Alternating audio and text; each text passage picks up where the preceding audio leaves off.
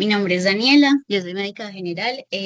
Digamos que hoy la idea con esta charla de presentación de alopecias es como más que entrar a, digamos, a un mundo de fisiología y algo así como súper extenso, es nosotros como médicos generales, qué enfoque podemos hacer para hacer un diagnóstico a tiempo, poder ayudar a los pacientes, más ahora con el sistema de salud que tenemos, donde a veces poder tener una valoración por dermatología es un poco lento, entonces que no solo dependa de que ay, me llegó este paciente y de una remisión a dermatología, no, sino que nosotros podamos desde la consulta hacer algo que beneficie a ellos. Entonces, los objetivos, lo que les digo, entender el abordaje integral del paciente con caída del cabello, reconocer los tipos de alopecias más frecuentes y fortalecer el rol del médico general en el diagnóstico y el manejo inicial de estas. Y la importancia clínica de la alopecia está primero porque es un motivo de consulta súper frecuente en la parte de consulta externa. Tiene un impacto psicológico demasiado grande en los pacientes, en la parte de autoestima que les puede llevar a ansiedad y depresión.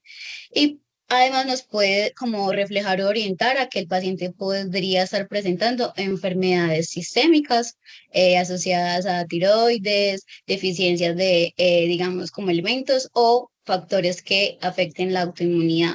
Entre más rápido se diagnostique, el paciente va a tener un mejor pronóstico de esta. Aquí como datos, así como sobre la anatomía del cabello, es que la piel humana tiene de 5 millones a 100.000 folículos pilosos. Dentro de esos, 100.000 y 150.000 están en el cuero cabelludo. La tasa de eliminación que nosotros tenemos diaria es de 100 a 200 cabellos por día, pero eso va a depender tanto de la persona como en la parte estacional. Aquí en Colombia pues no hablamos de estaciones, pero en lugares donde sí se maneja todo este tema, se dice que en las áreas de verano los pacientes suelen tener mayor caída de cabello. Y la tasa de crecimiento se dice que va de 0,35 ml al día o de 1 centímetro por mes, que también pues puede variar entre cada paciente. La anatomía, digamos, grande del folículo piloso, dentro de ellos tenemos la papila dérmica, que es donde están los vasos sanguíneos. Se ve como puntero, que les estoy aquí señalando, o no se Sí ve. se ve, sí se ve. Ahí está. Entonces, digamos que esta vendría a ser la papila dérmica, que aquí están todos los vasos sanguíneos que se encargan de darle la irrigación a ese folículo piloso y ayuda a su desarrollo y regeneración. El bulbo capilar, que es donde la parte más profunda que vendría a ser todo esto, y allí es donde está la matriz capilar, que se encarga de producir nuevas células capilares y en conjunto son responsables del crecimiento y la renovación del cabello.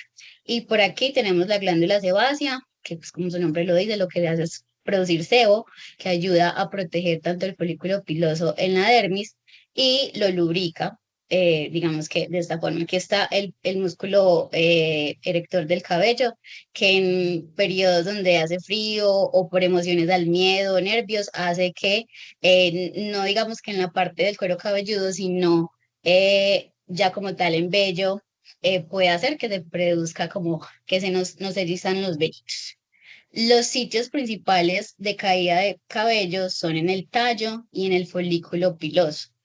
Las causas más comunes de afección en ese tallo pueden ser enfermedades fúngicas o la parte física en tipo aliceres, queratinas, por tracción por planchas y secadores.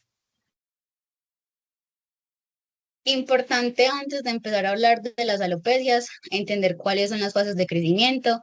Empezamos con una fase anágena que puede ir de 2 hasta 6 años. Ahí el folículo está activo y está produciendo pues como todo ese tallo capilar. Aquí ven como toda la papila que está como es la que se encarga como de esa activación mitótica. Después sigue, bueno, en esa fase, el cabello se podría decir que se encuentra de un 85 a un 90% del cabello está siempre en esa fase anágena.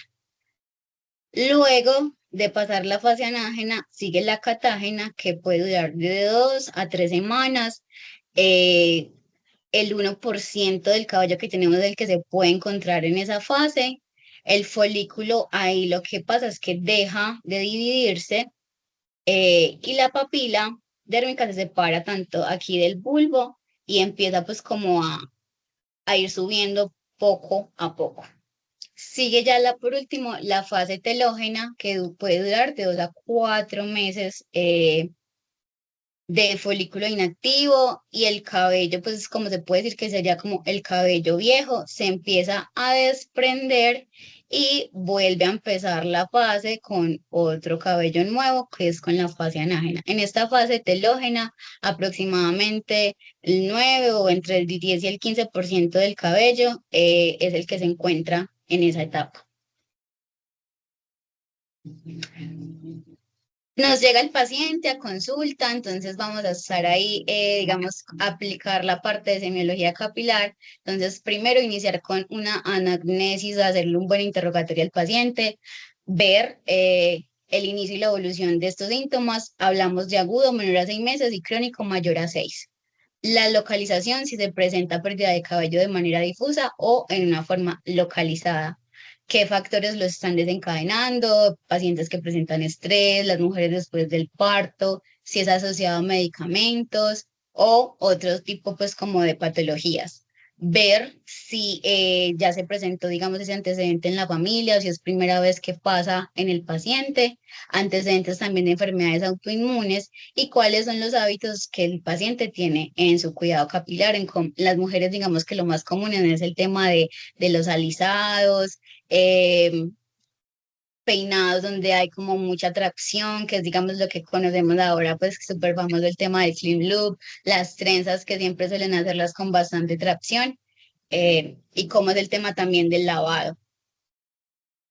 Ahora, grande, antes de empezar a hablar de como de patrones o de clasificaciones, puede que a veces ni nos acordemos del nombre, pero con que podamos diferenciar y ver que digamos que los signos se están presentando, o sea, en qué patrón, si sea difuso, en placas, si es en las entradas o en la línea frontal occipital del cabello, con que describamos eso súper bien en la historia clínica, nos va a facilitar a recordarnos, digamos, qué puede o qué tipos de alopecia se pueden haber presentado en ese paciente.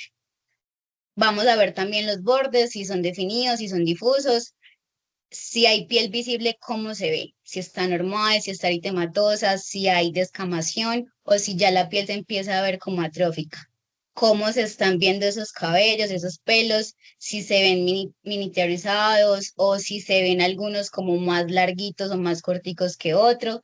Y súper importante que no solo nos quedemos con el cabello, el pelo del cuero cabelludo, sino evaluar también la parte de cejas, pestañas y todo el vello corporal porque hay patologías, digamos, o tipos de alopecias donde se asocia, por ejemplo, a medicamentos, donde no solo hay, digamos, caída del cabello, sino que también el paciente a veces le hacen la prueba del Peel test también en vellos, aquí en los bracitos, y también les va a salir positivo. Entonces, como que no omitan esa parte. Bueno, entonces ahora qué vamos o qué, digamos, text podríamos hacer. El primero está el test de tracción, que ahí vemos el signo del tirón o el pull test. ¿Cómo vamos a hacer eso? Vamos a sujetar un mechón con los ojos de la fe que tenga de 100 a 200 pelitos y que sea a 2 centímetros del cuero cabelludo. Vamos a hacer con el pulgar y el índice como una leve tracción, no es que vamos pues como a jalarle al paciente el cabello súper duro. Eh, Hablamos, digamos, en una parte de porcentajes que da positivo si hay mayor del 10% de desprendimiento, pues como de esos pelos. Está el signo de peripiral o black dogs, que son como los signos de exclamación, que ahorita les voy a mostrar como una fotico, eso se ve más que todo como en la parte del dermatoscopio, pero pues digamos que como médicos generales casi que no lo podemos hacer, solo que a veces es como muy evidente. Vamos a ver también la textura y el grosor de ese pelo y importante que hagan comparaciones en diferentes zonas y que no se queden solo con la que el paciente diga es que solo se me está cayendo aquí, no. miren toda la parte como pues de la cabeza. Otra forma de decir, no en porcentaje, para hablar de que ese signo de Pultes nos salió positivo, es que hayan más de 6 o 10 pelos en el momento pues que hagamos el test y que se desprendan. ¿Cómo lo vamos a hacer o en qué partes de la cabeza lo vamos a realizar? Si vemos que un paciente tiene un patrón difuso, entonces hay que hacerlo por lo menos en 5 partes del cuero cabelludo. Si es un patrón fijo, sospechando pues una alopecia androgenética, vamos a hacerlo en cuero cabelludo que sea tanto dependiente como no dependiente de andrógenos. ¿Cuáles son esas partes? La parte que es no dependiente de andrógenos es la región occipital y la región lateral baja o la parte retroauricular. Y la dependiente de andrógenos es la región frontal, la parietal y la temporal. ¿Por qué hablamos de zonas dependientes o no dependientes de andrógenos? Porque hay partes del cuero cabelludo donde hay receptores para la hidrotestosterona, que es la DHT, que es una de las hormonas que más se ha asociado con el tema de las alopecias.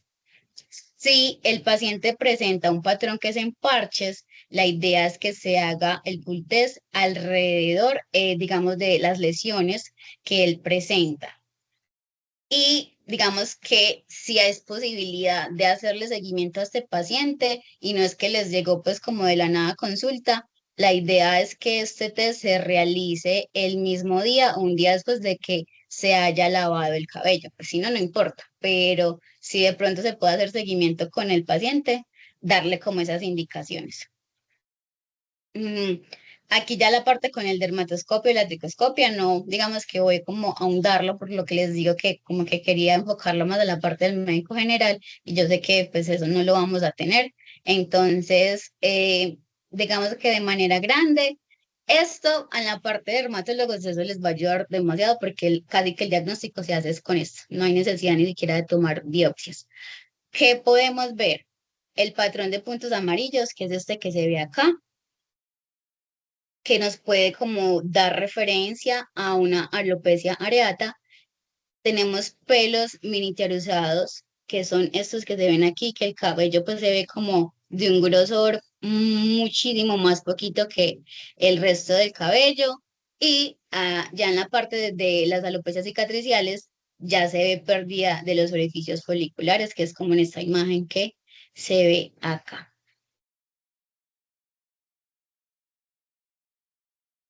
Ahora, clasificación grande de las alopecias las vamos a dividir en no cicatriciales, reversibles, y en cicatriciales irreversibles. En la parte de no cicatriciales, las más comunes son la androgenética, el efluvio telógeno, también el anágeno, la alopecia areata y la tricotilomanía. En las cicatriciales, más que ser alopecia, son enfermedades que pueden llevar a una alopecia cicatricial, que están el lupus eritematoso cutáneo crónico, el líquen planopilar, la foliculitis decalvante, la alopecia fibrosante frontal. En las no cicatriciales se caracteriza porque hay un ingreso masivo de pelos en la etapa del telógeno o también se produce una transformación de folículos pilosos terminales a vellos. Las causas más comunes son estas que se ven aquí. Digamos que dentro de esas hay varias características como el efluvio telógeno, la alopecia traumática, que aquí vamos a meter la tricotilomanía. mm, y a ver, aquí está la alopecia androgenética, que también es de las más comunes. Entonces empezamos con esa, con la alopecia androgenética. Tiene un patrón progresivo, generalmente también es hereditario. En los hombres las áreas más comunes donde se presentan son en las entradas frontotemporales y en el vértex. Y en las mujeres generalmente inicia con un ensanchamiento de la línea media, que se conoce también como un signo del árbol de Navidad. ¿Cómo se produce eso? O digamos, ¿cuál es la fisiopatología? Que hay una miniaturización folicular por la hormona de la dihidrotestosterona. ¿Cuáles son las clasificaciones? Inicialmente se llamó la de Hamilton, pero después como que hubo una modificación que la realizó Norwood y quedó escala de Norwood-Hamilton. Esa es la que se usó para los hombres únicamente. Y para las mujeres tenemos la escala de Ludwig, que es como la más común y la que más se utiliza, y la escala de Sabine, que también lo que va a hacer es como, dependiendo qué tanta, digamos, extensión haya de esa línea media, se va a clasificar. El diagnóstico de esta alopecia androgenética se hace tanto clínico como con la tricoscopia. Tenemos después la alopecia areata, que digamos que aún se divide el por qué se presenta, está una parte desde la área autoinmune y está después también el estrés psicológico. En la parte del área autoinmune, el rol súper importante es del linfocito en la pérdida del cabello. Se han encontrado presencias de linfocitos del paso de CD4 a CD8. Y en la parte de estrés, porque cuando digamos que nos enfrentamos a procesos de demasiado estrés, hay una liberación del péptido relacionado con la calcitonina, el cual también se ha estudiado mucho y se ha relacionado con el tema de caída de cabello. ¿Cómo se vamos a encontrar, digamos, esas lesiones? ¿Cómo se pueden describir? Con placas redondeadas, lisas y sin descamación. Eso es súper importante, pues, como para los diagnósticos diferenciales. Y está el signo de exclamación, que es lo que les digo, la verdad, aquí con los ojos de la fe, con lo que les señalan las flechitas, a mí personalmente todavía como que no encuentro la asociación que le dieron con el signo de exclamación, pero se supone que es porque se ve digamos que en un inicio más oscurito y después se va poniendo como más clarito y por eso hace como esa semejanza. Puede afectar también las cejas, las pestañas y la barba, y hay una asociación con enfermedades de tiroiditis, vitiligo y anemia perniciosa. El fluvio telógeno, hay una caída difusa que se genera de 2 a 3 meses después de un factor de desencadenante. Hay otras literaturas que hablan que se puede presentar de 3 a 6 meses luego que se presenta eso. Y hay un paso prematuro de los pelos de la fase anágena a la telógena. ¿Qué factores pueden desencadenarlo? La fiebre, es súper común el tema de las mujeres después del parto, la cirugía, que ahora está en el boom el tema de la cirugía bariátrica, el estrés y la pérdida de peso, que ahí pues como que se relaciona con eso. ¿Cómo lo vamos a poder como enfocar el diagnóstico con un test de tracción positivo? Suele resolverse a veces en algunos pacientes de forma espontánea a los 3 a los 6 meses después que haya presentado. Aquí les tengo como otra tablita de qué otros factores pueden desarrollar este tipo de fluvio. Hay muchos fármacos que pueden desarrollarlos. Aquí digamos que les dejo la tabla, ya al final si quieren pues como que se las comparto si quieren tener la información. Y ya luego tenemos el efluvio anágeno, que aquí lo que hay es una pérdida de cabello en fase de actividad del folículo. Entonces, por eso suelen a veces como haber una pérdida muy rápida y puede afectar entre el 80 o el 100% de los cabellos. Aquí puede aparecer 2 semanas después de que se haya presentado como ese factor estresante desencadenante, que los más conocidos son estos, súper, digamos, característico el tema de la quimioterapia, los pacientes que son como sometidos a eso y a radiaciones ionizantes. Bueno, luego tenemos la tricolomanía, que es, digamos, el síndrome donde el paciente se arranca el cabello, que muchas veces está asociado también con tricofagia, que aparte pues, de que se lo arranca, se lo come, es un trastorno del control de los impulsos, suele verse muy comúnmente en niños, por eso digamos que el diagnóstico temprano es súper importante para poder dar un abordaje desde la parte de psicología y psiquiatría, cosa que el niño no crezca y lleve toda la vida arrancándose y comiéndose el pelo. Normalmente las lesiones se ven sin eritema y no tienen descamación. Bueno, luego seguimos con las alopecias cicatriciales. Allí lo que vamos a encontrar es que hay una malformación un daño o una destrucción de los folículos de manera que ya no se va a producir más cabello. Entonces es irreversible. Hay una sustitución de ese folículo por un tejido fibroso. Hay causas inflamatorias, infecciosas o también traumáticas. Entre más rápido se diagnostique, vamos a evitar que la extensión de esta sea más grande y que pues obvio afecte menos negativamente al paciente. Las causas primarias, como les había dicho, que pueden llevar a que el paciente presente una alopecia cicatricial, está el lupus eritematoso cutáneo crónico, el líquen planopilar, la foliculitis decalvante y la alopecia fibrosante frontal. Y ya en la parte secundaria están las infecciones como las tiñas, los abscesos, quemaduras, radioterapias y traumas. Signos clínicos que nos pueden como alarmar a que se están presentando este tipo de alopecias. Se presenta con eritema perifolicular, escamas adherentes o tapones foliculares. Hay dolor, ardor y prurito activo en estos pacientes. Ya se puede encontrar atrofia de la piel, en esos casos se puede ver brillante y ya se ve sin orificios. Muchas veces los pacientes consultan cuando ya hay una extensión muy grande. A veces presentan bordes activos y un centro cicatricial.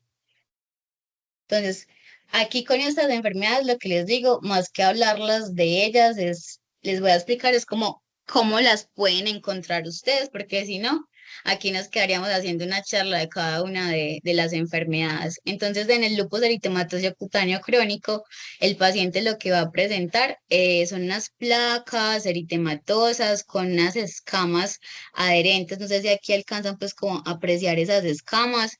Pueden presentar tapones foliculares o atrofia central. La atrofia, digamos que aquí se puede ver, esos tapones foliculares se verían más con el dermatoscopio. La piel se puede ver brillante y sin pelos residuales. Aquí ya, digamos, entraría ya un manejo más especializado con exámenes de sangre.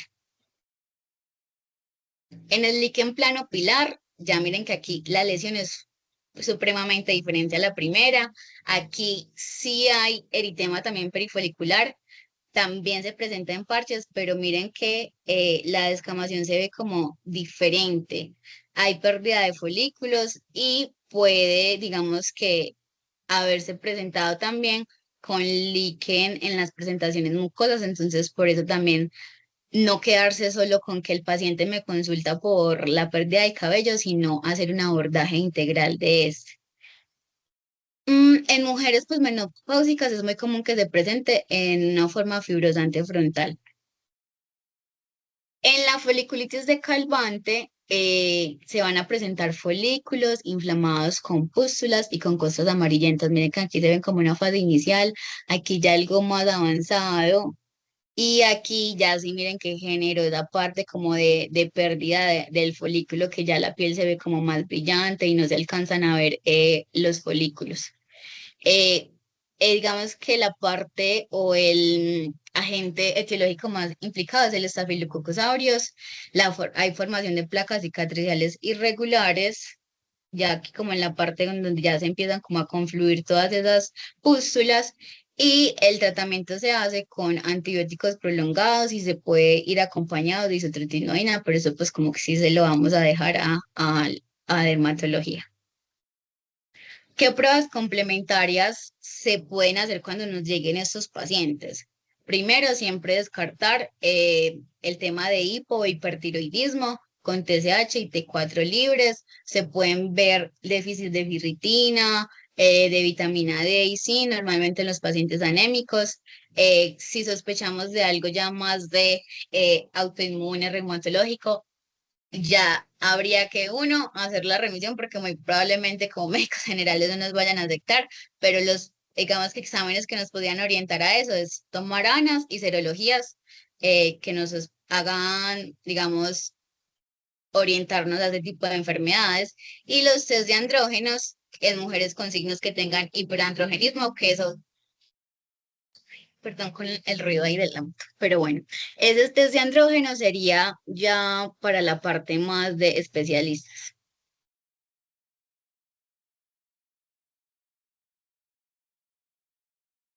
En cuanto a los tratamientos, primero, súper importante definir que va a variar si hablamos de una paciente femenina o de un paciente masculino. Entonces, creo que lo que más hemos escuchado hablar es el tema del minoxidil.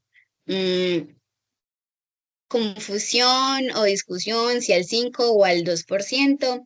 En hombres, lo que está aprobado es que se use al 5%. Se puede hacer tanto de manera oral como tópica. Yo aquí les traigo cómo se aplica de manera tópica. El éxito de ese tratamiento solo va a depender de qué tan juicioso sea el paciente. Aquí es súper común que el paciente se aburra porque en verdad, digamos que no hace una aplicación continua ni sigue las recomendaciones que se dan, entonces llega al mes, 2 meses diciendo que eso no le está sirviendo, pero en realidad es porque no está siendo juicioso. ¿Cómo se debe aplicar ese minoxidil? Se pone en la zona alopécica en forma pues como de solución, se debe poner 1 milímetro 2 veces al día. Hay algunas presentaciones que tienen gotario, que viene pues como líquido y otras, el vehículo de presentación del minoxidil es en espuma. A veces se prefiere mucho mejor ese que viene en espuma porque genera menos, digamos que irritación en la zona. Eso cuando se aplique en la lesión se debe friccionar con suavidad y debe durar ahí por lo menos 4 horas en esa área para asegurarnos de que de verdad está haciendo efecto. Y para mirar o no si el tratamiento está sirviendo en el paciente, por lo menos debe haberlo llevado por 90 días para decir si le sirvió o no. Por eso es lo que les digo que muchas veces los pacientes se aburren antes de llegar a esos 90 días. Con el tema de las mujeres, eh, hay una parte de discusión entre el 5 y el 2%, porque en Estados Unidos la FDA lo tiene aprobado para mujeres solo hasta el 2%, pero en realidad hay varios estudios que han demostrado que el 5% puede generar mejores resultados. Muchas veces o con los profes que yo he estado, eh, prefieren usar al 5% para todos, como para no evitar que sea el 2 que sea el 5 sino que sea el 5% para tanto como hombres como para mujer. Con el minoxidil, algo, digamos que para tener en cuenta los pacientes que tengan gatos, el minoxidil es tóxico para ellos. No es que el que tenga gatos no lo pueda usar, no, sino que hay que darles unas recomendaciones específicas de que ojalá se lo aplique con un tiempito de absorción larga, puede ser una hora, hora y media antes de acostarse, cosa que se haya absorbido bien el cuero cabelludo, eh, que cuando se lo vayan a aplicar se laven súper bien las manos antes y después, que el gato no vaya a estar cerca del área de zona cuando lo estén haciendo y tratar que ojalá no duerman con él, porque aunque el cuero cabelludo ya haya absorbido el minoxidil, pues pueden haber trazas que se queden pegadas en la funda de la cama, entonces pues ojalá que el gato no duerma con los pacientes. Ahora, con el tema de los hombres se puede usar el finasteride en dosis de 1 miligramo día. No puede usarse con pacientes de insuficiencia hepática porque pues se ha demostrado que hay aumento em, pues que hay disminución de la función hepática y se pueden aumentar las transaminasas. Se debe usar por lo menos 3 meses antes de decir si sirve o no en el paciente y de ser efectivo, como en la mayoría de los tratamientos con estas alopecias, se debe mantener por largos periodos, inclusive de por vida. Se debe realizar control de PSA en los pacientes, súper importante, porque hay varios estudios que han demostrado que puede asociarse con hiperplasia prostática. Entonces, si se llega a elegir eso en los pacientes, hay que hacerle un control, digamos, un seguimiento bastante estricto. Aquí con el finasteride, con el minoxidil y con cualquier tratamiento para la alopecia es demasiado importante que se le explique a los pacientes que estos tratamientos son de paciencia, que no se pueden desesperar porque obviamente esto les está afectando de manera psicológica y ellos quieren ver resultados rápidos, pero explicarles súper bien que es lento para ver resultados y que depende mucho de lo que ellos hagan. Ahora, Para la parte de las mujeres tenemos unas opciones, que es la terapia androgenética. Eso, más que usarlo nosotros como médicos generales, yo creo que sí se dejaríamos a la parte de derma. Está la ciproterona para usarlo como anticonceptivo oral y la espironolactona en dosis de 50 a 150 miligramos día. También está la flutamida, que se usa en dosis de 250 a 500 miligramos. Se puede usar una o dos veces al día. No se puede usar en pacientes con insuficiencia hepática y la idea es que tengan también como cuidado que no se usa en pacientes embarazadas, que estén en periodos de lactancia tampoco. Ahora es la triamcinolona, muy probablemente lo hayan escuchado, lo hayan visto cuando rotaron por derma. La triamcinolona es un esteroide, se hace con infiltraciones intralesionales. Em, Se pueden usar en presentaciones de 2,5, 10 miligramos por ml o la presentación más frecuente que es de 5 miligramos de ml. Se hace una infiltración intradérmica superficial eh, y el volumen, digamos que por punto de cada zona es de 0,1 ml aproximadamente. Se deja entre cada, digamos, infiltración 1 centímetro de diferencia y se deben hacer varias sesiones de un mes más o menos, mes y medio, y se deben alargar, digamos que hasta, hasta 6 meses. ¿Cuál es el problema de esto? Obviamente es doloroso, primero por la punción y segundo que digamos que el líquido que se inyecta les puede producir ardor a los pacientes, entonces a veces ellos se aburren de que los chusen tanto y no hay, digamos que una buena adherencia a eso. Ya digamos que aquí para terminar, eh, les quería, digamos, no, aquí no estoy mostrando marcas ni nada, sino para resolver como algunas dudas de los que obviamente los pacientes le van a preguntar y que ahora es súper común que ellos vean videos en TikTok, en Instagram y todo viendo. El primero es el tema de los shampoos. Aquí puse uno dermatológico, pero obviamente ellos verán un montón de marcas que ni siquiera son dermatológicas, que les meten en la cabeza que eso les va a hacer crecer el cabello y todo. Y súper importante explicarles que estos shampoos lo único que van a hacer es como un acompañamiento al tratamiento de base, porque ningún shampoo está demostrado que les va a ayudar a detener la caída, ni mucho menos hacer que salga cabello en áreas que ya están cicatrizadas porque uno, primero el tiempo del que dura el champú en el cuero cabelludo, que es súper corto.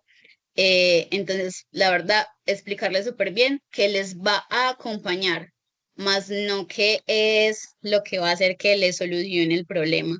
Ya para elegir eso, hay varias marcas que se pueden usar. Ya ustedes van a mirar y pueden hacer también escoger champús que ayuden a mantener un ambiente saludable dentro del cuero cabelludo. Entonces, ¿cómo se van a escoger? Dependiendo qué esté presentando el paciente. Si, ejemplo, el paciente está presentando una dermatitis seborreica y a raíz de eso le están dando tipos de fluvios o algo así, vamos a escoger un champú que tenga un sulfato de selenio o que tenga, se me fue la paloma. A ver.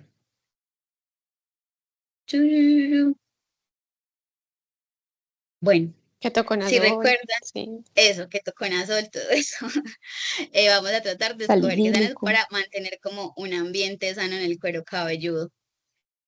Obviamente, si ahora el paciente es de un cuero cabelludo seco, no vamos a usar este tipo de champú porque antes vamos a empeorar el problema. Ahora, suplementos, biotinas, cintos, digamos que aquí les puse uno donde tienen varios. ¿Ayudan o no ayudan? Entonces, esto está súper discutido. La biotina como tal, en realidad, los estudios que han demostrado que se ha ayudado es en pacientes que han tenido déficit de esta y lo más común es que sea en niños, ni siquiera en adultos. Ahora, biotina para las uñas sí se ha demostrado pues como efecto y beneficios, pero como tal para el cabello, no mucho. Pero ahí está la parte también como el placebo que le genera a muchos de los pacientes y que eso es un poco de difícil de cambiarles el chip porque van a encontrar pacientes que llevan toda la vida tomándola y que no la van a dejar porque ustedes les digan porque ya tienen súper metido en la cabeza que eso sí les está ayudando. Y la parte de zinc, ese sí se ha demostrado que puede ayudarle a los pacientes con alopecia, pero también como un coayudante, no como, ay, solo se le va a hacer suplementación con zinc y ya no, sino que además de lo que se le esté haciendo, se pueda usar esta suplementación.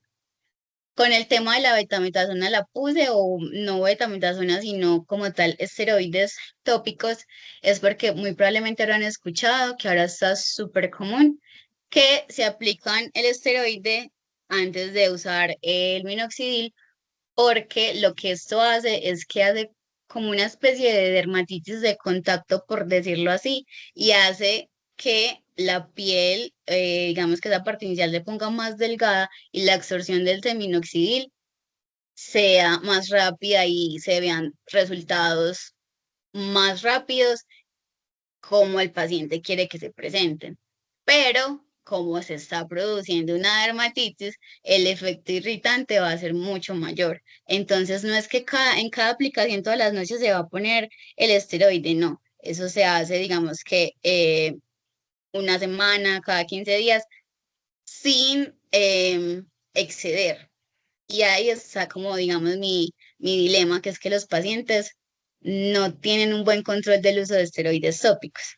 Entonces, a veces nosotros tampoco nos sabemos cómo explicar súper bien y terminan ellos usándolos de manera crónica, generando ya al final, digamos, más cosas negativas que lo que les pudo haber ayudado en realidad.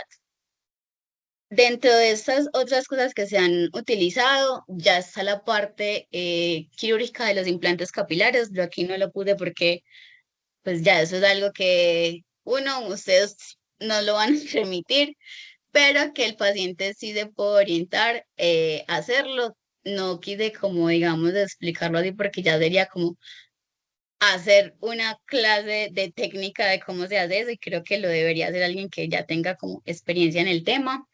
Y otra de las técnicas que se están utilizando ahora es el tema de la luz pulsátil, que no sé si han visto que en redes sociales a veces muestras que les ponen a los pacientes como una especie de cascos en la cabeza. Eso ha ayudado, se ha demostrado que ha ayudado a eh, con el tratamiento de este tipo de alopecias.